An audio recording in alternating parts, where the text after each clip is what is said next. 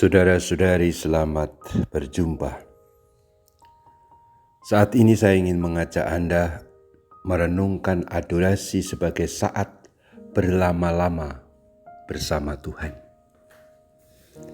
Saya mulai dari inspirasi apa yang dibuat Yesus, seperti tertulis dalam teks Injil Markus bab 1 ayat 35, dikatakan di sana, "Pagi-pagi benar, waktu hari masih gelap, Yesus bangun dan pergi keluar. Ia pergi ke tempat yang sunyi dan berdoa di sana."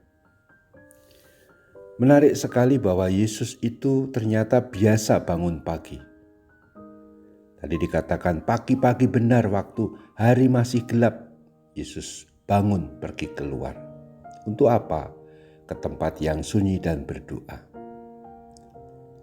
Maka Yesus yang suka bangun pagi, waktu hari masih gelap bahkan, pasti Yesus itu orang yang rajin bangun pagi, bukan bangun siang.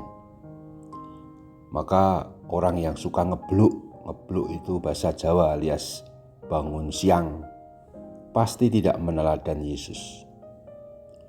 Bukan hanya bangun amat pagi, Yesus pun langsung pergi ke tempat yang sunyi dan berdoa. Itulah tindakan pertama Tuhan Yesus saat memulai hari setiap harinya. Tentu kita tidak usah berdiskusi apakah Yesus sempat mandi dulu, juga tidak lupa menggosok gigi kayak anak-anak itu bangun pagiku terus mandi, tidak lupa menggosok gigi. Pasti bukan itu poinnya. Poin yang lebih pokok adalah aksi dan reaksi pertama Tuhan Yesus adalah berkontak dengan Allah Bapanya, berdoa. Selanjutnya, saya juga terinspirasi dari teks Injil Lukas bab 6 ayat 12.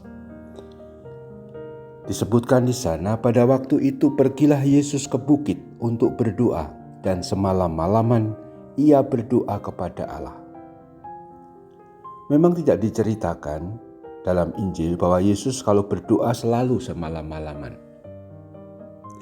Tapi teks mengenai Yesus yang berdoa semalam-malaman yang tadi saya baca dalam Injil Lukas bab 6 itu ada dalam konteks sebelum Yesus memilih para murid, memilih para rasul.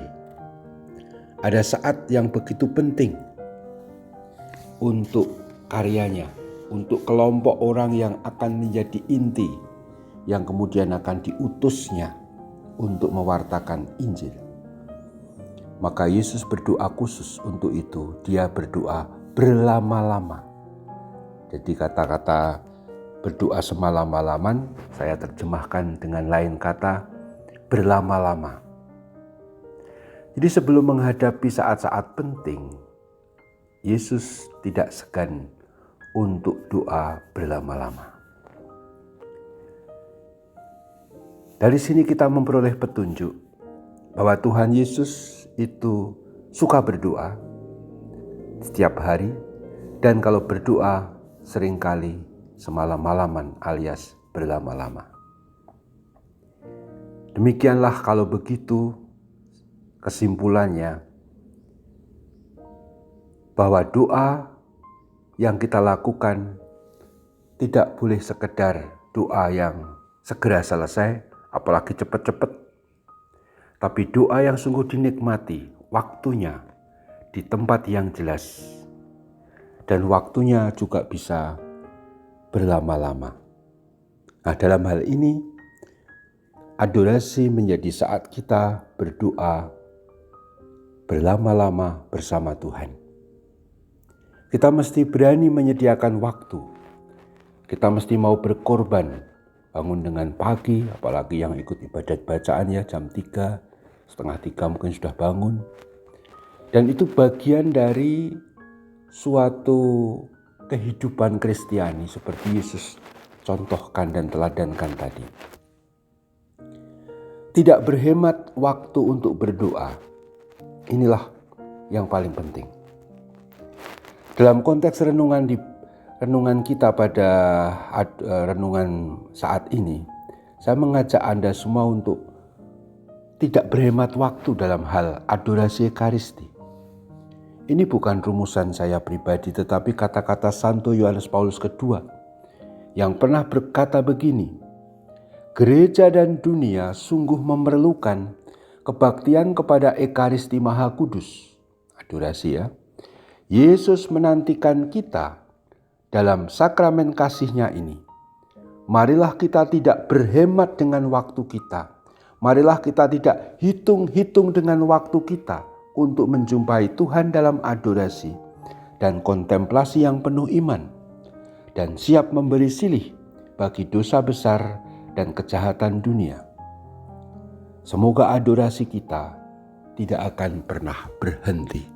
Kata-kata Santo Yohanes Paulus yang kedua dalam suratnya Dominique Cene. Maka kembali saya mengajak Anda untuk mari kita tidak berhemat waktu untuk adorasi. Tuhan tidak pernah berhemat dalam kehadirannya menyertai kita setiap detik, setiap saat. Tuhan itu menyertai kita dengan rahmat-Nya, perlindungannya, kehidupannya. Kalau kita bernafas, nafas itu juga cara penyertaan Tuhan supaya kita tetap hidup. Bagus sekali kata nafas, itu sebenarnya dalam bahasa Ibrani ruah, yang kemudian kita terjemahkan dengan roh kudus. Jadi orang kalau menghirup nafas, itu sebenarnya menghirup pneuma dalam bahasa Yunaninya, ruah, yaitu roh, yaitu kehidupan Allah sendiri. Maka kalau Allah sendiri tidak pernah berhemat, mengapa kita masih suka berhemat, hitung-hitung waktu kalau berdoa? Dengan adorasi kita mau menunjukkan bahwa kita memberi waktu sungguh-sungguh kepada Tuhan, berlama-lama bersamanya. Kita perlu melanjutkan tradisi ini supaya kita sungguh berkenan kepada Allah, tapi agar kesadaran akan penyertaannya juga sungguh kita alami. Lanjutkan adorasi Anda saat kita berlama-lama bersama Tuhan. Terpujilah Tuhan kita Yesus Kristus untuk selama-lamanya. Amin.